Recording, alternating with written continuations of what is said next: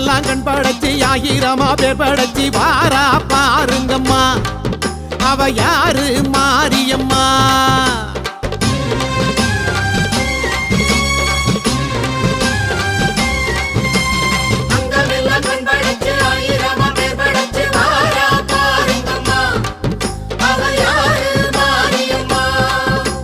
கண்ணபுரத்தா அவ என்ன படைச்சா